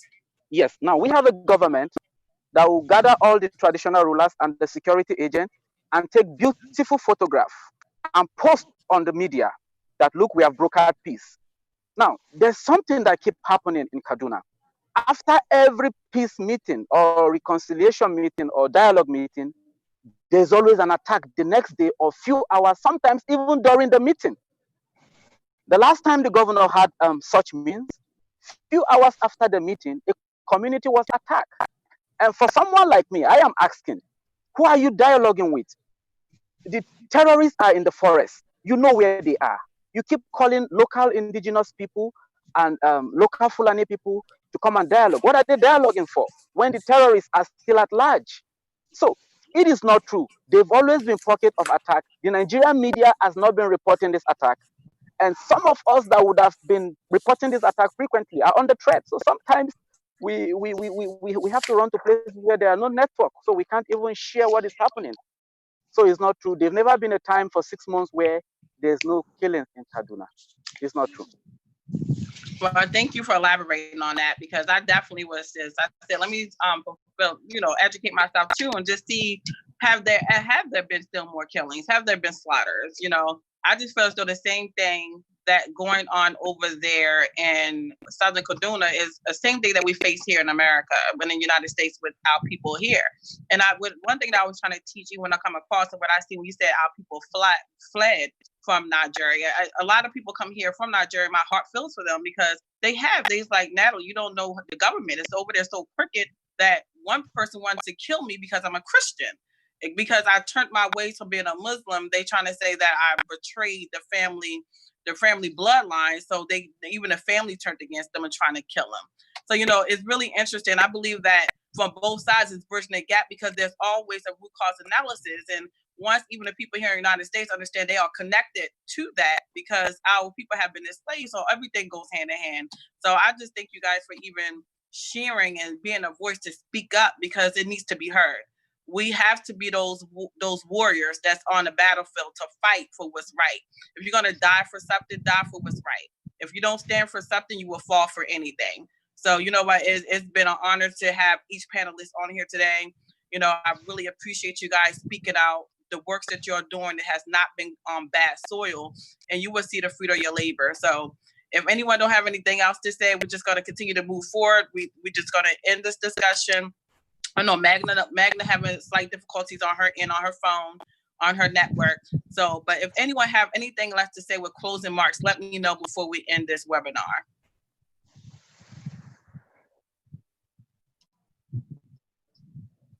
Well, I thank you all again for joining on War Desk News. And believe me, this is the beginning, because we will bridge the gap. We will be that voice. We will fight for what's right. We will allow people to know, you know what, you're not alone. We are here in this together. So if anyone don't have anything else to say, thank you again for joining War Desk News. And you guys have a wonderful day. Thank you. Hello, hold on. 1 minute. George, has George spoken? No. Oh, Magna, you back? Yes, I'm back. Oh, George, please go ahead. I still can't hear you too well. Okay. Your phone, you still sound a little far away. Can you hear me now? Okay, say it. Yes. Okay. Say something else. Has George spoken? No, I haven't not spoken. Yet. Not yet. Both judges. Oh my God. No, we're not done. I thought. Listen, I thought. Magna comes to the rescue. Thank you. Right. Yeah, I'm so sorry. I had a technical glitch and my. Oh, that's okay. That's okay. And you know how that goes. So I had to like reboot and all that stuff. I'm so sorry for that. No, not at all. No problem. I just want to thank you, and I'm so honored to join this distinguished group of panelists, along with my good friends, Dee Dee and Alhiri and Doug and Kyle and Magna. And so we've been talking about the conflict in Nigeria, and we're going to take the conversation down a different road. And we're going to talk about what the conflict is doing to the people in Nigeria. And we're going to talk about the issue of trauma. And when you talk about trauma, you'll talk a lot about root issues. And I just want to start the conversation of going to the very, very, very root of this whole issue. And it's found in the Bible, and I just quickly want to read this. Ephesians 6:12 says, "For our struggle is not against flesh and blood, but against the rulers, against the authorities, against the powers of this dark world, and against the spiritual forces of evil in the heavenly realms." So we're going to start there, but before we go any further, there's two definitions that we need to come into agreement with, because when I talk about trauma, when I say the word trauma to the rest of the conversation, what I'm talking about is any event that causes the wounding of the human soul. That is the definition today for trauma. Any event causing the wounding of a human soul. The second definition is when I talk about afflictions, I'm talking about things like fear, anger, bitterness, guilt, grief, all the afflictions that faces mankind. I'm not talking about feelings. I'm not talking about emotions. So let's get on the same page with those two definitions. So whenever an event happens that wounds a soul, that event could be any kind of violence, any kind of loss of life, terrorism, being put in jail, dysfunctional family life, child abuse. There's so many things that will wound your soul. And when someone's soul is wounded, it provides fertile soil for the receiving of these afflictions. These are like seeds that are sown into the ground. When you have a wound, these seeds, these seeds of fear, of angerness, of bitterness, rejection, all of these seeds are sown into the wound, and the seeds, they take root, they germinate, they start to mature. Once they mature, they begin to produce fruit, and bad fruit. And so the more severe the event, the deeper the wound. The deeper the wound, the deeper the seed is sown, and the more difficult it is to help that person or that people group to recover from the trauma that they have received. So the violence that is going on in Nigeria, the highest form of trauma that a human can experience is the loss of life, murder. The shedding of blood is the highest level of trauma. Above murder is genocide and mass murder. So genocide and mass murder is the highest level of trauma that humanity can face. And that's what's happening in Nigeria. So the level of trauma that is put on the people of Nigeria is at the very highest level. And when more minor trauma events happen, we like to say that those seeds are watered by tears.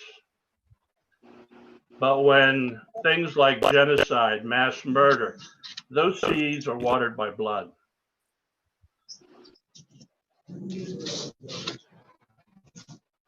Victims of conflict suffer the highest level of trauma.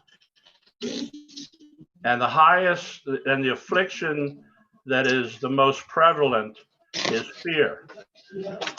Fear can disable a person. Fear can disable a whole nation. Trauma occurs in the soul of a person, but it can also occur in the soul of a nation.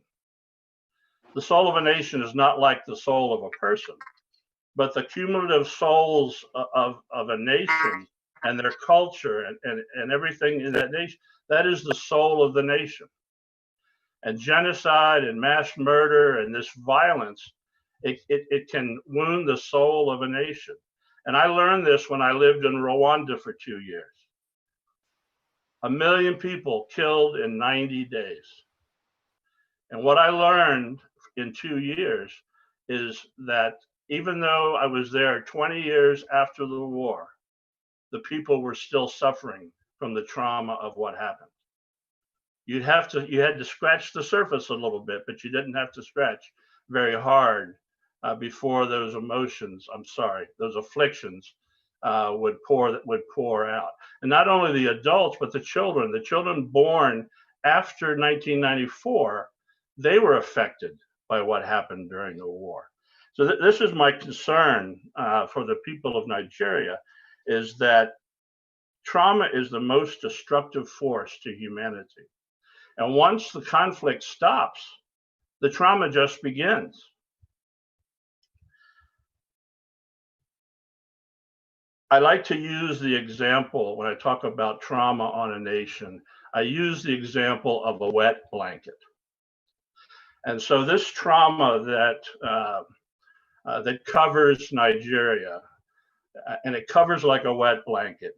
When you look at a wet blanket is very heavy. So it keeps the people in Nigeria pushed down under the oppression of the trauma that's going on in their nation. It's also very dark under a wet blanket. And so people, in the darkness, there's no truth. In the darkness, the enemy gets to do whatever he wants to do, because only in the light is there truth. Under a wet blanket, it is also, a wet blanket deadens the sound. So the sound of truth that is being spoken outside that sound is being dampened. So the people in Nigeria are living under the oppression and the weight of the trauma that they're experiencing. There's darkness in the land, and there's the absence of truth. And why is the blanket wet? The blanket is wet because of all the tears that have been shed in that nation from the beginning of the nation. It's also wet because of the blood that has been shed since the beginning of the nation. And until that wet blanket is removed off of the nation, things aren't going to get better. And this is where the church has to come in, and in prayer and in intercession, stand in the gap for the nation, to encourage the church to stand up and say no more to the enemy, and remove that wet blanket so the people can stand up out of their oppression, stand into the light, into the truth, and be able to hear the truth. So again, that is my concern for not only Nigeria, but every nation on earth, is that that this trauma, and it's every nation, it's the United States, it's Syria, it's everywhere, that the trauma is, again, the most destructive force that humanity faces. And trauma destroys families, it destroys communities, it destroys people groups, it destroys nations. And so this is where the concern of our ministry lies, is in teaching and praying and discussing the issue of, so that everybody, trauma is one of those words that everybody has a different opinion about what it means. And so we all need to come together in agreement so that we can discuss what trauma is doing to Nigeria and every nation. So that's, in a few minutes, what it usually takes me 30 minutes to an hour to explain. And again, I thank you so much for the opportunity to share. Thank you, Magna. Judge Burks, I'd like to speak one more time if you have an opportunity for me. Oh, absolutely, absolutely. At the end of the conference, you will be able to, yourself and Didi will come in again. So right now, I want Elder Mesa-Marie to come up, because we've been calling him, I think, from the beginning of this conference, and he's not gotten a chance to speak. Or did he get the chance to speak when I was off? I think I was off for a minute. So can we please have Elder Mesa-Marie speak on these issues, because he's right there at the forefront of this war, this battle, and he has been there from the start. So it would be nice for us to have Elder Mesa-Marie speak on this issue.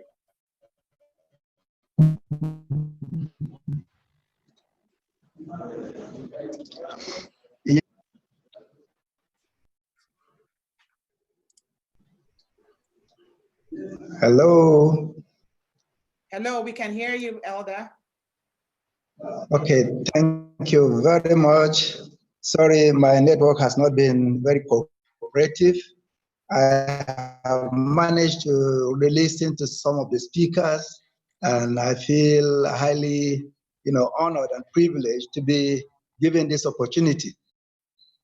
Actually, I really appreciate the fact that indeed there are so many people now who are coming to terms with what is happening to us in Kaduna State in particular, and the Middle Belt region of Nigeria.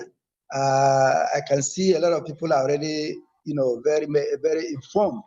But let me also add, a little dimension to what is, going on. Indeed, the topic of discussion that Governor El-Rufai is promoting prolonged insecurity is very apt, because that's exactly what is happening. But to really understand what is going on, I think we should not look at El-Rufai in isolation. Governor El-Rufai is operating in an environment which is conducive to what he is doing. And if the environment were not conducive, I don't think he would have been able to go as far as he has been able to go now. And my own take is that the problem actually starts right from the federal level, from the presidency itself, because the presidency, is in charge of the whole country. And whatever the presidency condones will end up being, done in so many places in the country. Now, if you look at the antecedents of the profile, if you analyze before they even got to power, Nigerians should have realized that if these people were allowed to, gain access to power, they will do exactly what they have been saying they will do. And what is that which they have been saying they will do? Starting from the president himself. His view is that Boko Haram itself should not be fought, and that it is not fair. It is being unfair to the north of Nigeria for Boko Haram fighters to be killed or to be fought by even the Nigerian military, talk less of any other person. So he is already so sympathetic to the cause of these Boko Haram fighters who claim to be on a jihad. And mind you, the same president said that he is committed to the realization of the implementation of Sharia throughout Nigeria. Now, if he has said so, and that he's ready to commit his life to that, and then you give him a platform like the one he has now, nobody should be surprised at what he is doing, because what I see is a very reluctant, fighter against Boko Haram. What he is doing is, play acting. There is no genuine desire on his part to really fight, Boko Haram, because he has already clearly stated that it is not fair, that they should be pampered. Now, if you already have somebody like that at the national level, and then you have an El-Rufai at the state level, who is only queuing in to the signals he's receiving at the national level, then we should not be surprised.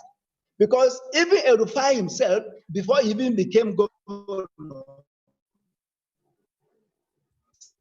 stated clearly that anybody who kills a Fulani man, in fact, the military, our Nigerian, and they should know that they are not there. Itself. So if he was already issuing threats to the Nigerian military for attempting to quell the insurgency, of course, that means he doesn't support it. So whatever he's saying now, I feel he too is also pretending. He is not genuinely concerned about fighting these people, because not that in Kaduna State, as we presently are, Kaduna State, by population, we have almost a 50-50 composition of Christians and Muslims. Indeed, Christians have a numerical strength in the sense that the southern part of the state, which is basically Christian, is up to 52% of the population. Now, on coming in as the governor of Kaduna State, what El-Rufai said was that Christians are just 30% of Kaduna State. And what does that mean? It simply means that non-Muslims are in minority, and so they don't deserve any consideration, any attention from his government. Particularly when he said that the southern part, or that even he was as his running mate or whatever, that he knows he's not going to win their vote. And he is unable to win their vote because they have seen through him and known exactly what he is up to. So from that perspective, we should realize that Governor El-Rufai is doing exactly what we have been fearing he is going to do. And he is doing so because the political environment created by the present administration is very conducive. In fact, he is the one that has the temperament to do what he is doing now. Many Muslims would also wish to promote Islam, but not in the way that El-Rufai is going about it. Because his own religious and ethnic bigotry, he does not hide it.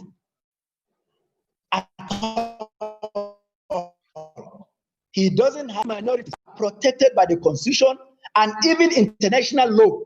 Attempt to, preserve their culture, they preserve their land and their beliefs, and he is calling that ethnic, bigotry. Well, his own situation is far more, far worse than that, because what he is doing is using the immunity, the privileges he enjoys being in power to carry out an agenda which is not in the interest of the nation as a whole. And so we, as Adara people, who happen to be the second largest ethnic, nationality in Kaduna State, occupying one of the largest expanse of land after the Hausa Fulani people and in 2 local governments, we just woke up one day to find out that the governor has outrightly abrogated our first-class traditional institution without any consultation at all. And this was done even several months when our primary ruler, a first-class primary ruler, was still on the throne. The law was signed into being when he was still on the throne. And this was kept hidden until a week or 2 after he was, assassinated in very, very suspicious circumstances. And so anybody who looks at the chronology of events that took place, leading or culminating in the announcement of the scrapping of Adara chiefdom, is bound to make inference that the chain of events were related in one way or the other. And so we really feel the experiences we are having in Adara land is what Governor El-Rufai is attempting to replicate everywhere in southern Kaduna, especially if he gets away with what he has done in Adara land. And so this is the danger we are facing, and we know that if this man is not resisted, then what is going to follow, nobody can tell, because in fact, when he got his second term in office, he even gave a warning that, he was apologizing in advance about what he was going to do in his second term. So we have already started seeing it. So it's not as if we are surprised, but what we really wish, we can see is there are people of conscience out there. We can see that Governor El-Rufai and even the federal authorities have succeeded in silencing all voices of conscience. Those who really want to speak out, from our traditional rulers, our politicians, and whoever that matters, they have virtually timid. And it is anybody who speaks at the risk of being, arrested and imprisoned or, molested in different, ways. And so that's why we are so elated, we are so happy that indeed we have people who are ready to brace everything and speak out about the genocide that the environment that has been created by El-Rufai and co, is actually taking us towards. What we see clearly is essentially all these are even know about it, talk less of talking about it. And so we really appreciate the opportunity provided by this kind of meeting and platforms for us to air these things out, for the people of the world to know that indeed there are people and other ethnic nationalities in southern Kaduna and the middle belt of Nigeria as a whole. We are under a very, very serious threat, and we are virtually helpless now. And so we are calling on the international community and all other people of conscience to step in and save us from the immense genocide that is already, gaining momentum. Thank you. Thank you very much, Elder Misamari. That was profound. That was profound, and very timely. You see, just like you said, the environment is conducive in Nigeria for these atrocities to continue.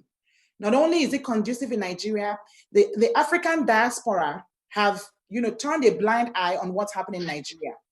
Sometimes we think that when we are abroad, when we're in the United States or in the United Kingdom or Canada, we think that we cannot be necessarily affected by the things that are happening at home, as on the continent of Africa.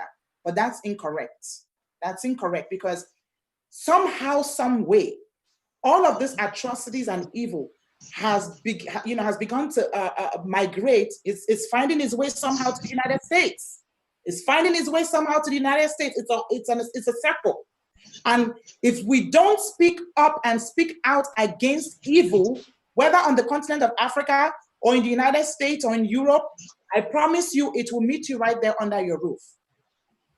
So I really thank organizations like Save the Persecuted Christians, International Committee on Nigeria, Revealing Light Ministry, and many other organizations that have independently, risen up against all odds. I mean, to fight this battle on the behalf of, the Northern Christians and, of course, the indigenes of Southern Kaduna. Now, I would like for the director of World Desk News Nigeria to speak up next. George McCary.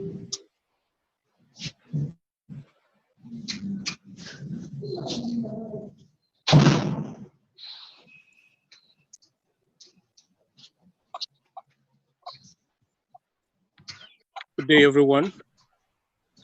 I've actually found this a very profound virtual meeting, which has impacted on me so very positively. And I never thought it was going to be this big, but it is. And it's something Wordex is very proud of.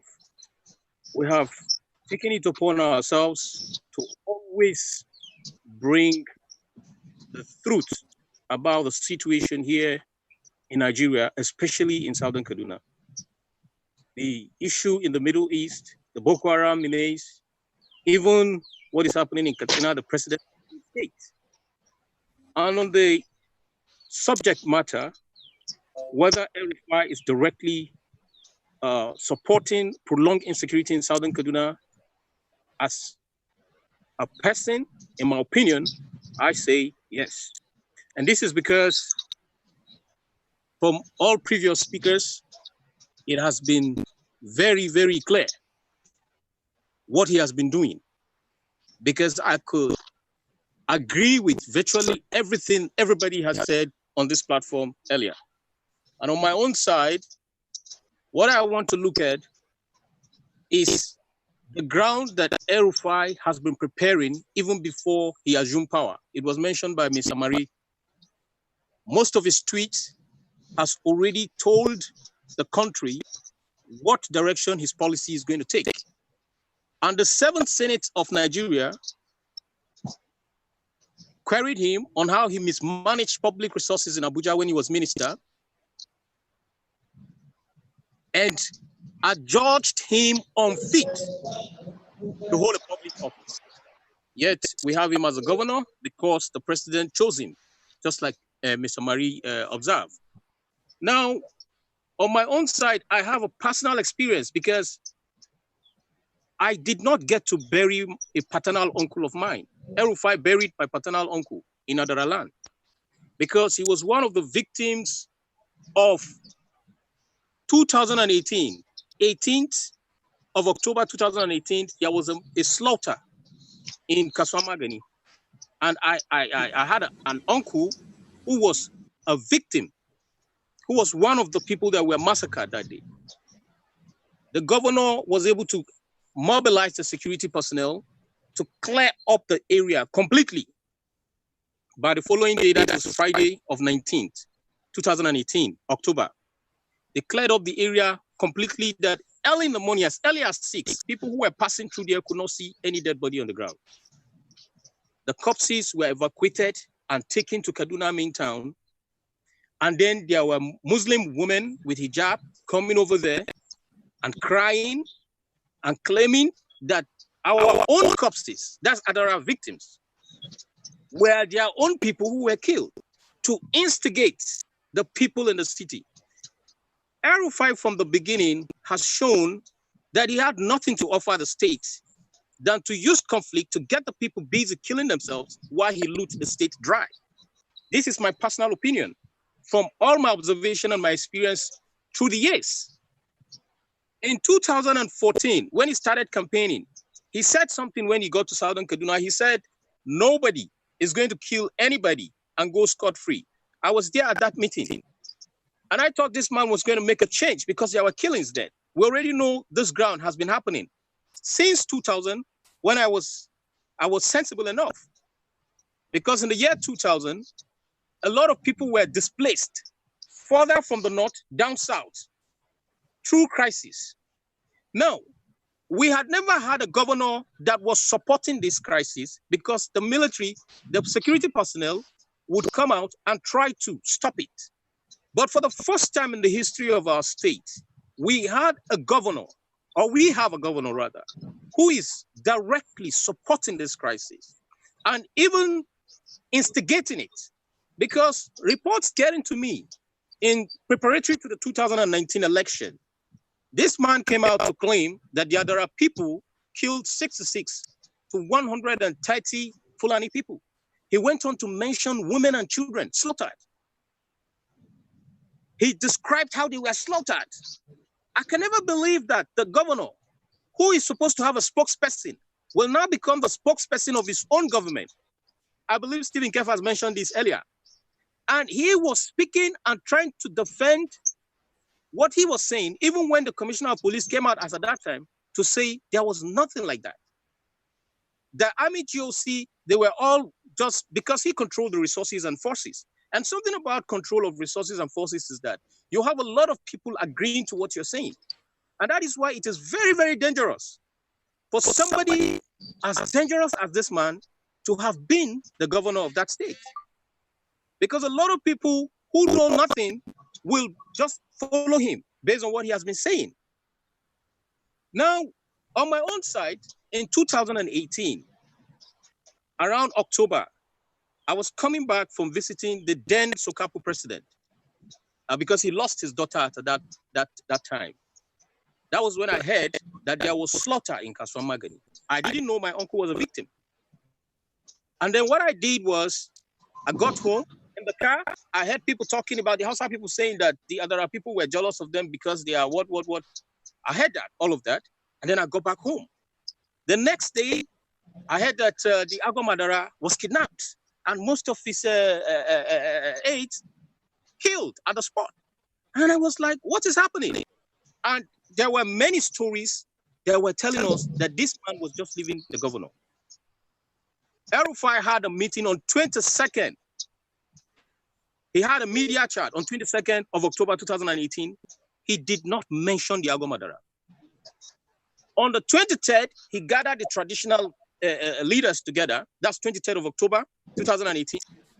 And held a meeting with them, telling them, giving them riot act, threatening them, making them feel that if any of them misbehave, they are going to end up the way the Agomadara went.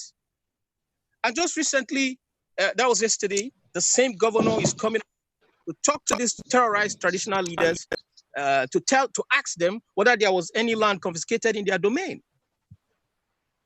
On 26th of October 2018, the Agomadara was assassinated and his body dumped on the road like a commoner for his people to be enraged. The people thought that they could vote this man out. Everybody was calm. Somehow, there was no success because the election was rigged. And this man came back, and just like Mr. Marie observed, he made direct threats that this is what he's going to do. And of course, when it started happening, we were not surprised. We knew these things were coming. Now, this same governor on 29th, he gave the green light for some of his SIB people to come after me. That's a state investigation bureau. I had to run out. I had to run out from Kaduna State because the government is after me. And but in a nutshell, what I'm trying to say is that the Kaduna State Governor, El-Rufai, is directly responsible for the many atrocities that's been committed in that state. And he is directly fueling the crisis because he's busy looting and he does not want attention to be turned to the way he's misgoverning the state. Thank you very much.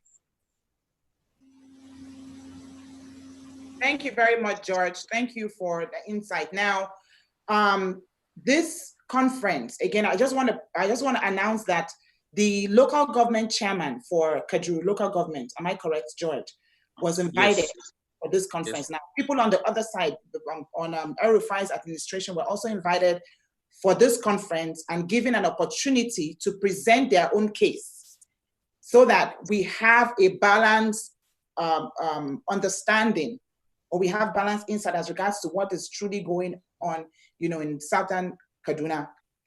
Unfortunately, as we see, Kafra Kaino, who is the local government chairman, is not here. He's not on the conference right now. And so we're hearing from, different parties within southern Kaduna, within the southern Kaduna community. Now, I would like for, I don't know if Al-Heri is there because we've gone 18 minutes beyond our time. I'd like for Al-Heri to speak just for 5 minutes, but before she says something, I want to read from the chat. Let me just read one or two comments, just because we have so many people online participating with us and we've not given them an opportunity to speak. So we can just read one or two comments. I'm going to read from, this is Kokwine Adamu. He said, "This is great. I am glad to see how the world is beginning to show their support for the people of Southern Kaduna. God bless you all for speaking up." Jeremiah Musa, "The good people of Southern Kaduna appreciate you all for bearing and speaking on our burden, the ongoing genocide. This will go a long way to reaffirm our belief that we are not alone." Thank you so much. This is another person, Ifeoluwa Osho. "The value placed on human life by the present administration is next to zero. The constant sabotage of top military information by the same institution whose core objectives are to serve and protect the lives and properties of the citizens. Now, the compromise is across various institutions and security parastatals. We need help. We need support. And thank you for showing your support from everywhere in the world. We are stronger together." Doug Burton. Okay, Doug will get an opportunity to speak later. This is another person. "Daily people," this is Joel Jacob. "Daily people get kidnapped in Kaduna. Ransom is being paid to these same people who buy guns to kill us. All phone numbers were registered years back, but are not being used to trace these kidnappers, who are the same people attacking our communities." Asira Adioti says, "Thank you so much for standing with our people, the people of Southern Kaduna, for members of our community that are constantly speaking up despite all the threats to your lives. We are in this together. God is our rock, our shield, our defense, and our help." Let me just read one more. And then, is Al-Heri up now? Is Al-Heri there? I guess she's not there. In that case, we're going to round off. Dorg, you have 1 minute, and then Didi will round off, give the final statement, and then we can close. Thank you, Magna. In my chat line, I said, "Silence is violence." This is a left-wing phrase. It applies for our community. We have a low-hanging fruit that we can choose here. we have a hidden asset, and that is that in the United States, there are thousands of Nigerian expatriate churches.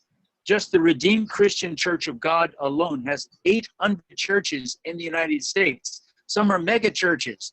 It has more than 50 churches in the Washington, D.C. area. The Winners Chapel, one of the big mega churches, and what we should do is, everyone on this call is probably a member of the church somewhere. Those in the United States must reach out to your local pastors like Isaac Oyedepo in Lanham, Maryland, and say, Pastor Oyedepo, you're such a brilliant speaker. You know that your father has spoken out against genocide in Nigeria. Why aren't you speaking out to your local congressman? Why aren't you putting out press releases? You know that our Nigerian brethren are being killed. They're being murdered in Adamawa and in all states, in Kaduna. Why don't we demand that our opinion leaders in the United States who are Nigerian pastors, we don't have Nigerians in the Congress, but we have Nigerians in who are thought leaders. Many are very wealthy. They preside over churches with more than 5,000 people. They be speaking out publicly. The congregation have got to go to and say, prayer meetings are not enough. Private worship meetings asking for magical changes back home are not enough. Silence is violence. Thank you very much, Dorg, for that insight. Now, I want to say something. In the United States, one black man, we all saw this news on CNN, on MSNBC, Fox News, all around the world, George Floyd, when he was killed, how that the United States stood still for days, how that, the American citizens refused to be silent, as regards the killing of George Floyd. In Nigeria, there has been, massacre, slaughter in the hundreds and in the thousands. And the Nigerian people, I don't know if it's for fear or intimidation or pressure, or I don't know what the problem is, have not necessarily come together, from the east, north, west, south, to renounce and to protest against this injustice, against the atrocities that are done to the Nigerian citizenry. I would end by saying this. I encourage Nigerian citizens, home and abroad, to speak up for their brothers and sisters. Whether you're Christian, Muslim, you're from the north, south, east, it doesn't matter. We're all humans, we're Nigerians. If you think that this menace is not affecting you right now, sooner or later it will come to your house. I'm encouraging every Nigerian to begin to use their platforms, social media, telephone. I have friends in high places, just so you know. My friend is an advisor to El-Rufai, just so you know. But I'm on this platform, I'm speaking truth to power.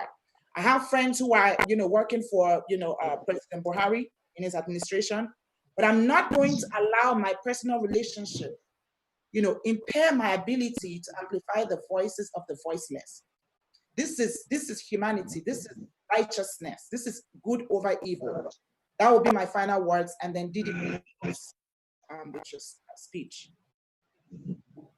Thank you, Magna. I'm honored to be given the closing word, especially with regards to the very prestigious people who are on this line. Jonathan Asake, I am so thankful for the work that Sopaku has done through the years, but most especially, I have relied upon your reporting just to understand happening in southern Kaduna. So thank you so much. And I know that your voice is silenced by Governor El-Rufai. You are not included in the conversations, you are left out, but you are a strong defender of the people of southern Kaduna. And I just wanted to call you out and say thank you very much. And Dio Masmari as well, you are a courageous and upstanding member of your community and a courageous leader indeed, who spent time in prison more than 100 days while your whole community grieved the loss of over 400 people in this, in early 2019. It was just appalling to watch. And I just want to say that my concern is for the children, for the women, for the elderly that are daily slaughtered in Nigeria. It is unconscionable that the world community is silent on this. We must break through the silence. But I can understand Nigerians' hesitancy to enter into the conversation, especially with regards to the intimidation, interrogations, incarcerations of anybody who speaks out on this. And for that, you are all doing your part to break through this silence. We need to work together, America and Nigerians in America, to bring this issue to light. It really was for the Sudan. It mattered that Black Africans were being enslaved. And we need to lift up the voices of the stories of the young women who are being taken from their homes, taken from the streets, and passed into sex slavery with these violent terrorists, these Fulani militants, and Boko Haram. This must be addressed. Women and girls in Nigeria are losing out on the opportunity to be leaders in their country. Democracy is not served by the top-down, bottom-up genocide that is happening in Nigeria.